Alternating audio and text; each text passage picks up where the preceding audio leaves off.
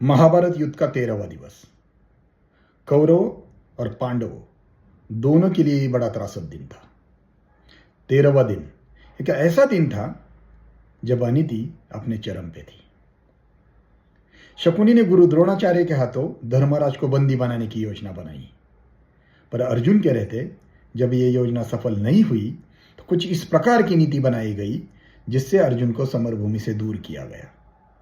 और अर्जुन के समरभूमि से दूर जाते ही गुरुवर द्रोणाचार्य ने एक चक्रव्यूह की रचना की, जिसका भेदन करना पांडवों के लिए अर्जुन के बिना असंभव था। तब पांडवों की ओर से चक्रव्यूह का भेदन करने के लिए अभिमन्यु को जाना पड़ा था। आज मैं उसी 13वें दिन की दास्तां इस कविता के माध्यम से आपको सुनाने जा रहा हूं। जब कुरुक्षेत्र की समरभूमि में सरशैया पर भीष्म हुए, तब कुरुकलंक के नैनों में क्रोधाग्नि लगी और ग्रीष्म हुए।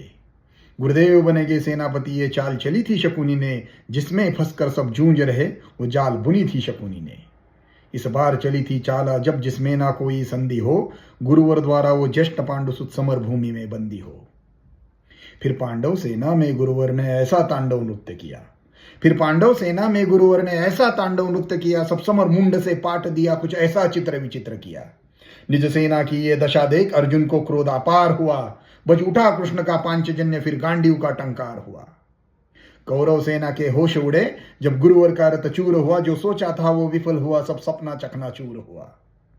फिर कहा द्रोण ने दुर्योधन मैं उससे पार न पा सकता, अर्जुन के रहते धर्मराज को बंदी नहीं बना सकता। फिर कहा त्रिगर्तों ने मिलकर हम प्रण पे प्राण लड़ाएंगे, हम अर्जुन को ललकारेंगे और दूर तलक ले जाएंगे। हम जान रहे हैं अर्जुन से पा सकता कोई पार नहीं, पर इससे बढ़कर मित्र तुम्हें मैं दे सकता उपहार नहीं। फिर क्या था ऐसी नीति बनी जिसको सबने मंजूर किया, उसने अर्जुन को ललकारा और समरभूमि से दूर किया। अर्जुन के जाते गुरुवर ने फिर कुछ नवीन संरचना की, जिसका भेदन हो सके नहीं, उस चक्रव्यूह की रचना की। पांडव सेना भयभीत तो हुई ये देख शत्रुदल सुखी हुए, जो सदा शांत चित रहते थे वे धर्मराज भी दुखी हुए। निज सैन्य तात को दुखी देख फिर शेर बबर को जगना था, जो धनी धनुष के बनते थे उनको भी नाक रगड़ना था। है उम्र 18 बरस मगर ये बड़ा धनुष का धन्नु है, सबने देखा कोई और नहीं है, अर्जुन सुत अभिमन्यु है। मैं इसका भेदन कर दूंगा, ये वेद गर्भ में सुना हुआ, दादाजी चिंता दूर करो, ये सुन साहस 100 गुना हुआ। फिर अभिमन्यु के पीछे ही कुछ तेज चले, कुछ धीम चले, कुछ पैदल घोड़े रथ सवार ले, गदा गदाधर भीम चले। अभिमन्यु को ना रोक सका वो द्वार तीसरे पार हुए, पर आज द्वार पर जयद्रथा चारों भाई लाचार हुए। अभिमन्यु ने मुड़कर देखा, पीछे न कोई अपना था, पर विचलित तनिक न वीर हुआ, कुछ ऐसा ही उसका सपना था। कोई एक भिड़ा, कोई दो संग, कोई ले झुंडों के झुंड भिड़ा, लाशों से पटने लगी धरा, जब मुंड पे मुंड गिरा। दुर्योधन दुशासन विकर्ण कृतवर्मा अश्वत्थामा को, गुरु द्रोण को भी हरा दिया, फिर मारा शकुनी मामा को। वो कर्ण बिड़ा जो दुर्योधन के विजय लक्ष्य की आशा था, वो कर्ण बिड़ा जो दुर्योधन के अंतर मन की भाषा था, वो कर्ण बिड़ा जो एक साथ 100 बाण चलाने वाला था, वो कर्ण बिड़ा जो दुर्योधन को विजय दिलाने वाला था।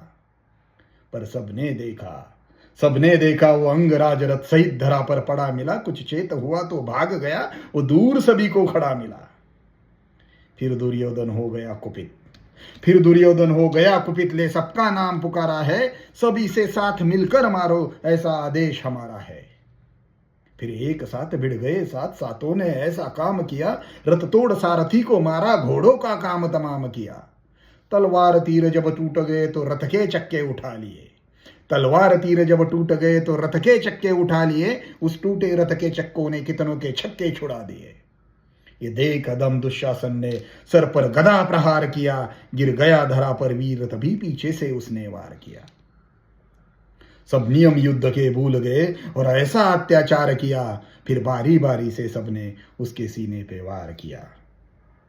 सब मायापति की लीला है, मैं कृष्ण लिखूं घनश्याम लिखूं, कितनों को धूल चटाया है, कितने कुरुओं के नाम लिखूं।